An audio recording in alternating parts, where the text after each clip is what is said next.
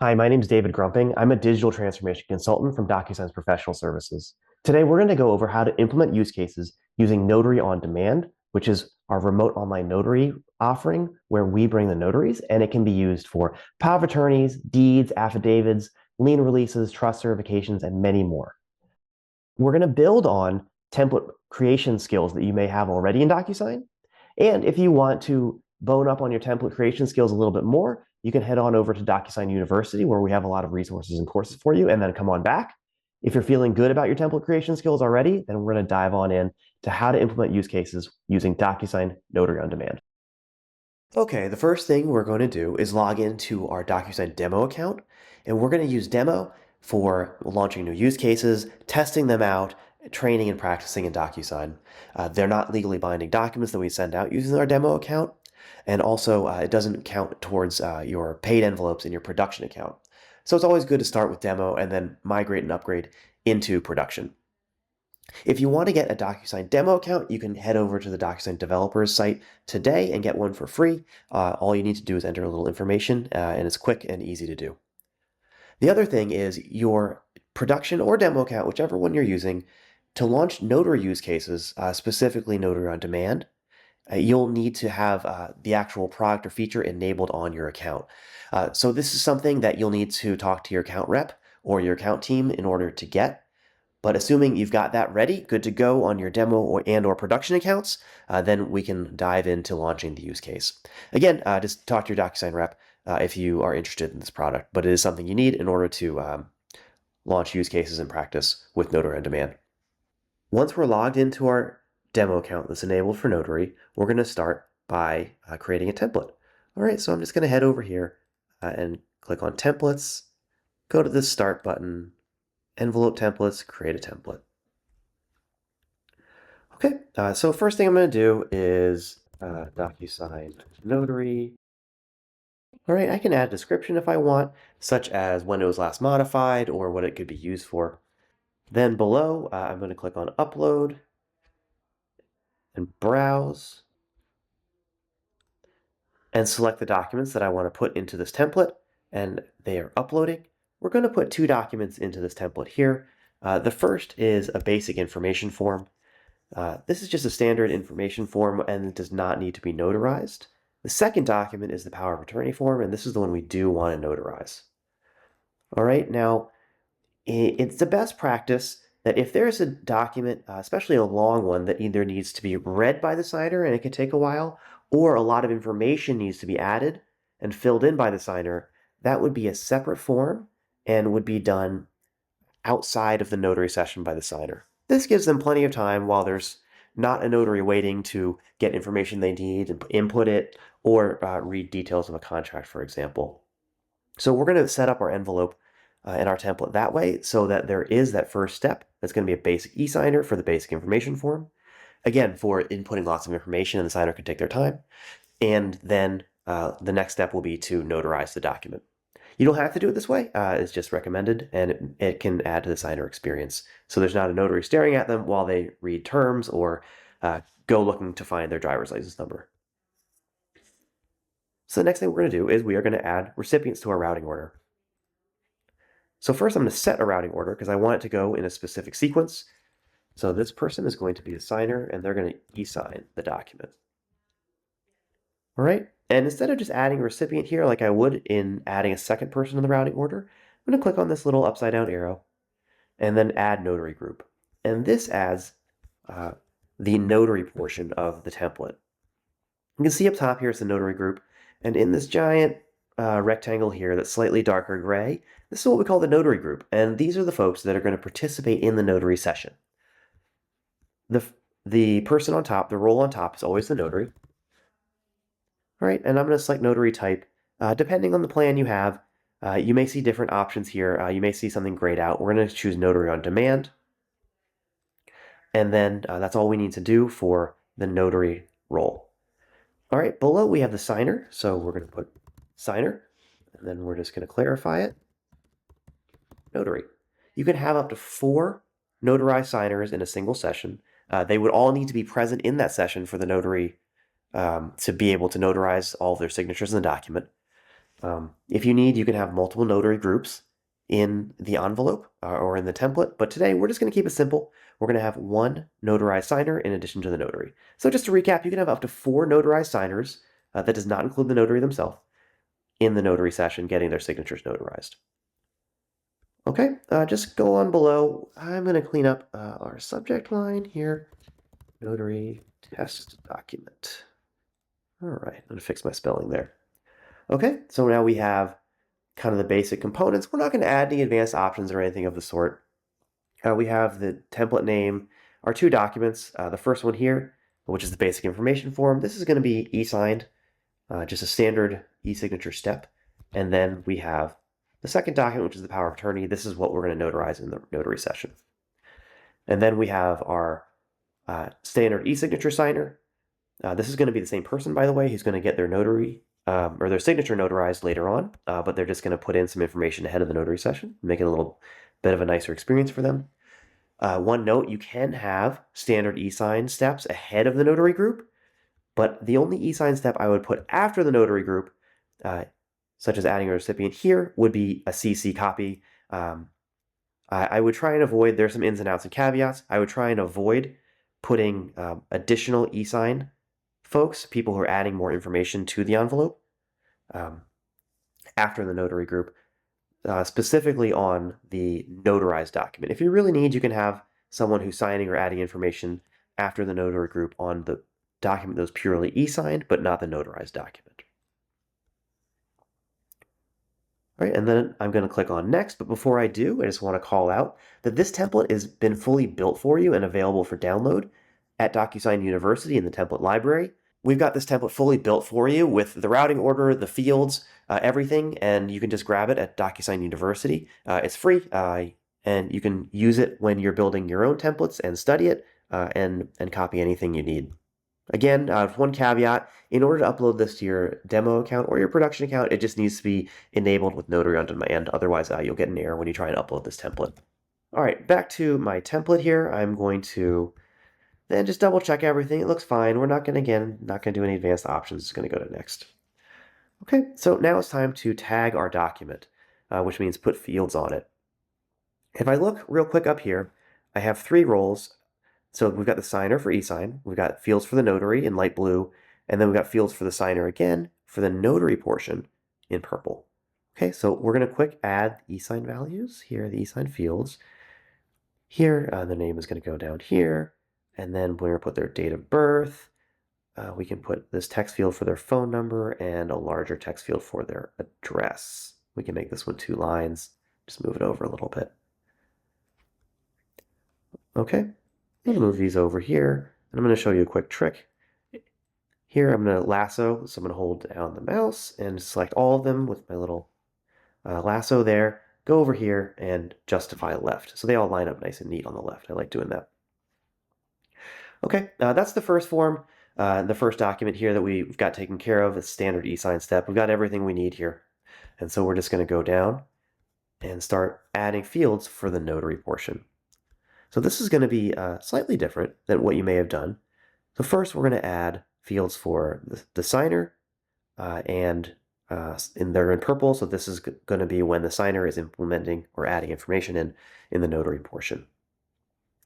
So usually in standard e-sign, we just add this name field, and it would populate it on its own, but we actually don't want to do that here in the notary step. We want to add a text field for the signer. The reason being is the signer's information on their ID that they present to the notary has to exactly match what's on the document that is getting notarized. So this allows a little flexibility if for some reason there's any discrepancy or any changes that need to be made to the signer's name on the document as to match 100% the ID presented to the notary. This way they can put in Robert Johnson instead of maybe Bobby Johnson. They got put on the envelope in the sending process. Okay, so we are going to do a little trick though. So the information for the signer's name only needs to get entered 1 time throughout the whole document. So we're going to go over here to data label, and we're going to put in name. And we're going to do this on all the other places where the name appears, and I'll show that in just a second as we work down. All right, The next thing we have is state name. Okay, so I'm actually going to switch. If you look all the way over here, we've got standard fields and we've got custom fields. So I'm going to click on custom fields and I'm going to search and I'm going to put in state. Now you may not have this in your account, but I have gone through and I've made what's called a document custom field, which has all 50 states already added as drop-down options. So I definitely recommend checking out and using this feature if you have a field that you add to your templates or envelopes over and over, and it's kind of onerous, it can take a long time to make. Save it as a document custom field, and then you only need to make it one time. Drag it, drop it, and then you're good. Right, so that saved me a good amount of time. All right, so I'm going to switch back to standard fields, which is this little box way over here. And what I'm going to do here, applicant signature required by person appointing power of attorney.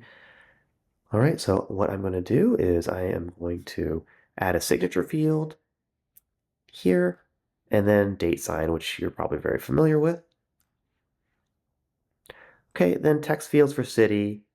I can remove this one. I don't want that. I want another state field. I'm just going to go here, copy. I'll show another neat trick. I'm going to right click and then paste the location. It goes right here. All right, I want this to be a unique value. I'm not going to change the data label here. The text for the zip code. We can have some fun, add a little validation here. Click on validation all the way to the right, and then zip code. All right, and then one more text field for driver's license number. All right, I want all of these to line up nice and neat. So again, I'm going to lasso, select all of them, and justify top. All right, one more justification to the left for these two. Nice and neat text boxes. All right, so next thing we need to do is add some fields to the notary. All right, just for fun, I did say I was going to show you a trick so that the notary, or sorry, the signer only needs to enter their name one time. So I'm just going to copy this and paste it. I'm going to put it over here just for fun, just to make sure that their name is represented enough times. And where it says name, what I'm going to do is I'm going to get rid of this long string of numbers and letters after the name, and also add the data label to be name in this field as well as the one that I put above. So that you'll see that the entries will populate automatically across these fields. So what that means is when the signer enters their name in this text field, it'll automatically populate in this text field. So I just wanted to add that in there as kind of a fun little feature for today. Okay, next we are going to add fields for the notary. Okay, so first thing I'm going to do, add the notary signature right here. I need 3 text fields for the date for the notary. I get questions sometimes, can I put a date signed right here instead of 3 text fields? You could. I can't really answer that one, though. I would defer to a legal resource on that one.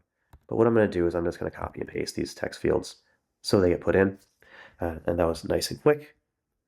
Okay, next is we get to the notary name. We're pretty familiar with this one. So the full name field for the notary, that one should be okay. We don't need to enter a blank text field like we do for the signer. And then we get to commission information. So if you've never set up a notary template before, you may say, like, how do I do this? Do I put a text field? We actually have. If you go all the way over here to the left, we've got notary fields. And these are fields that you only find on a account that is enabled with notary. And these are fields that can only be assigned to a notary. So when you go over here, these may be grayed out. Just make sure that you have the notary selected as your signer for these fields.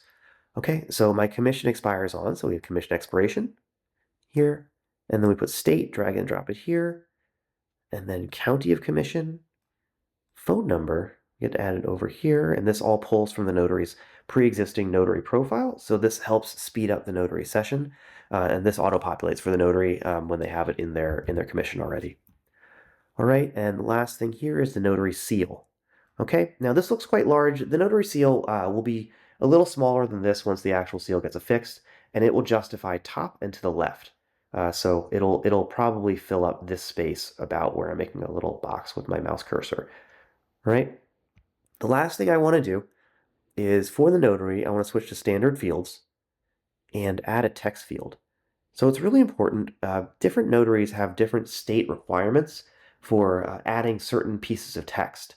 So we want to put an optional, I'm going to unclick required field, an optional text field assigned to the notary so they can add any state mandated required text. This is, again, very important. Otherwise, they may not be able to complete the session. So I'm just going to select them and justify to the left. Okay, by the way, you may notice there's some information pre-populated here. We have this pre-populated just for ease sake, and you may be also creating this document from a loan origination system or some form of DocGen application in which you put this information already. So we already have this in here, and we're just adding some of the fields here. All right, so just recap. The first document here, we have what we're going to just put through a standard e-signature signer step. It's information for the signer. They can fill out at their leisure prior to the notary session without a notary present. And then the second document is our power of attorney, and this is what's going to get notarized here. I said it before, but if you do have steps in your routing order after the notary group, do not have anyone else marking or adding information to the notarized document. It'll break the digital signature that's applied by the notary. We don't want that. Okay, that's basically it for creating this template. The next thing we're going to do is see the end-to-end process for the signer from the signer's view. And I think this is important as a use case implementer to know what the signer is going to go through so we can properly prepare them for their signing experience. We're also going to go over some tips and tricks to help you better prepare your signers to go through the notary session so they can get their signature successfully notarized during the session. All right, that's it. We're going to click Save and Close. And we're brought to the list of templates. Okay, once we've created our template, it's time to use it. We're going to use the template to create an envelope. And so we're going to just find the one we want. This is the one we just made, and we're going to click on Use. So now it's time to fill in the recipient information for our signers. So we have Sally, signer, Notary On-Demand. Okay. And so we're going to put Sally's information in. Signer 1, Notary On-Demand. Okay, so here we've got Sally's information. And below we have our notary group. Just a quick note, I have here Sally eSigner and then the signer who's the notary. If this was the same label on the role, then then Sally's information would populate automatically down here, but we have different role names. So we're just going to copy and paste Sally in here and then Sally's email address down here. Okay, that's all we have to do in order to send this envelope off. So I'm just going to go ahead and click Send, and we'll come back here to grab the assets of the completed notary session, including the documents and also the AV recording that is required for all notary transactions. Okay, I'm going to flip over to my inbox. So here, I'm Sally, and again, we're going over the signer experience because as a use case implementer, it's very important to know the end user experience so you can help prepare them, especially for remote online notarization.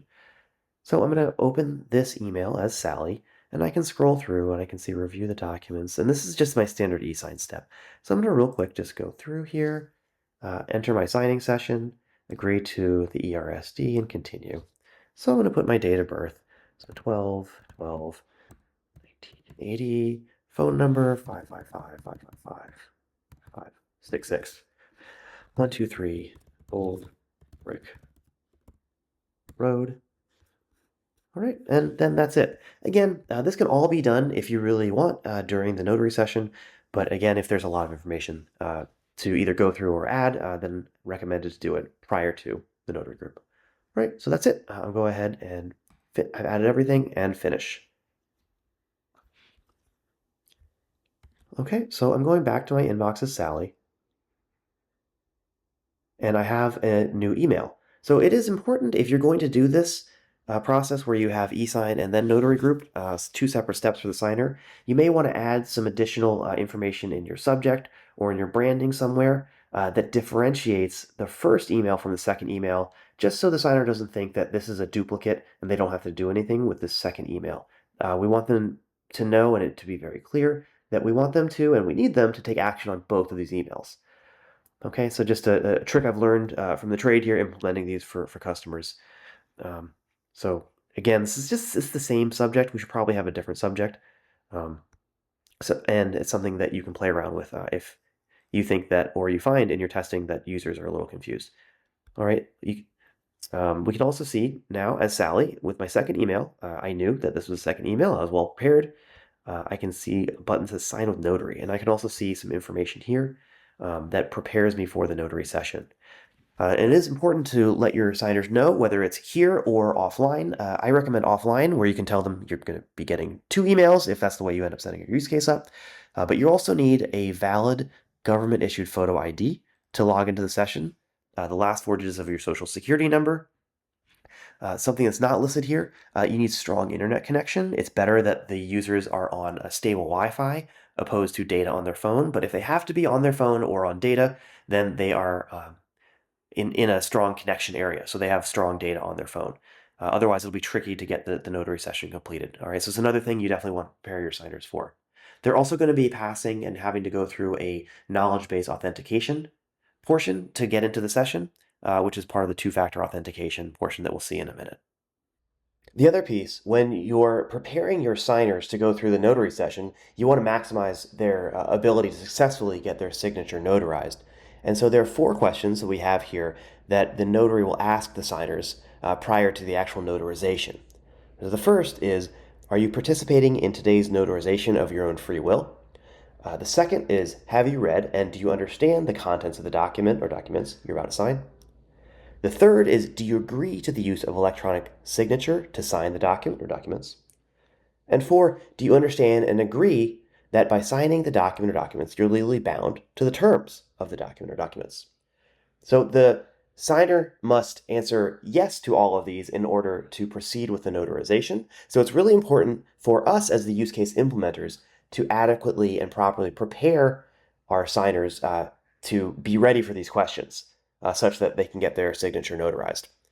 So this is something that is important to handle prior to sending the actual transaction in Docusign. And if you want help, by the way, with preparing your signers and signer communications and getting the signers ready, we actually have a notary implementation toolkit over at DSU, at Docusign University, that I worked on preparing already. So you can go over, grab it there. It's free, and that can give you a good head start in preparing your signers overall, and as well as specifically for these questions.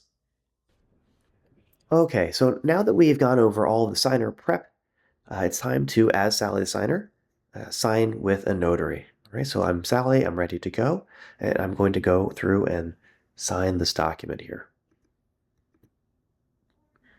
As a signer, there's a process I need to go through in logging into every notary session, and it's a specific process required by remote online notary law. I'm going to proceed to the camera tech check here. So this is me. So first thing I need to do is an audio visual check just to make sure my internet is good. So I'm going to click play a sound. I can hear a little sound. I can hear it. And I can also hear me talking. So I'm going to save and proceed. Okay, so I'm going to put in my information here. Middle name, last name signer, 12, 12, 80. All right, and last 4 of my social. Now this is demo, and in the demo environment, I can enter in any information and it'll pass me through. But in a real production transaction, this information needs to be accurate for the signer for them to pass through the two-factor authentication process, two-factor being knowledge base authentication and ID verification. Okay, so 1, 2, 3, brick, Tacoma, Washington. That's my zip code. And now that I've entered my information, I can start the first of 2 factors. So this is the knowledge base authentication portion. The signers need to answer the questions correctly. These are also known as out of the wallet questions. Again, in a real production transaction, there will be real questions about the signer that only they would know, and they'll need to answer these in order to pass into the notary session. Again, KBA, knowledge-based authentication, is required by notary law. All right, so I'm going to go ahead and click the correct answers for me. You know, where have you lived, what kind of car have you had, that kind of thing, and then save and next. Okay, so I've successfully gone through and passed this portion. the KBA portion, and now I'm going to proceed with presenting my ID. So right now I'm going to scan the QR code with my phone, and then I'll be brought through the process of scanning and uploading my ID so that it can be read by the system and I can be let into the session. So I'm going to go and do that now. Okay, so my ID has been successfully uploaded, and it gives me this little pop-up with a green check mark, and I click on Proceed. All right, now I wait for a notary. The notary is expected to show up in under 2 minutes, but in reality, it's actually less than 1 minute that the notary shows up 24/7. Okay, while the request is being picked up in the notary queue, I get this blue box as I'm waiting for the notary.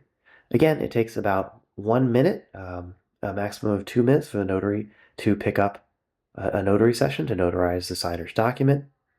And this is available 24/7. And now, once the notary has starting the session, or has begun picking up the session, this little box will turn green. Then I hear a sound, and I have the opportunity to connect with the notary, and the session is starting. And both parties need to agree to the session being recorded. It is only the contents of the webcam and not the documents that are recorded, and this is required by notary law. The notary first has to validate that I'm the same person as on my ID. Once the notary has validated my identity, I'm brought into, as the signer, my own signing session where I agree to electronic records and signatures. Click Continue.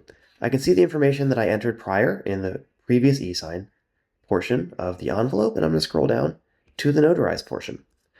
All right, I, validate signer. Again, this must match what's on my ID. This is why we have this as a text field. I can select my state in my dropdown. This is already populated for me. I can sign. I can adopt a signature. City, Washington, zip code 12345, and driver's license number 123 ABC. Okay, that's all I need to do as the signer, and now I can click Finish, and the document is passed to the notary for them to apply their signature, seal, and any other information they need. Okay, and then that's it. I have a notarized document, and I'm ready to go as a signer. After the notary session has been complete and all the documents have been signed, I'm back as the sender in my Docusign account where I built the template and sent the transaction to begin with. To download the assets from the notarial session, I can click on the Agreements tab and then go to Sent, and I can see the document that was just completed after everything is signed and complete. I can download all of the assets by clicking the Download button, including the 2 documents, both the e-sign document as well as the notarized document, the Docusign certificate of completion, and the AV recording, which again only includes the contents of the webcams, not the documents themselves. All right, and to get all of them, I can just click download, and then I'll have all the assets. There we have it, how to implement a use case using Docusign Notary On Demand. Every use case will be different, so obviously yours will vary, but you can download the template from Docusign University and follow along on this video as you go ahead and implement your notary use cases. Again, I'm David Grumping with Docusign Professional Services. If you want to learn more about Docusign Professional Services, you can head over to the Docusign website. Or if you want to get Notary On Demand for your account, go ahead and talk to your account team or account rep.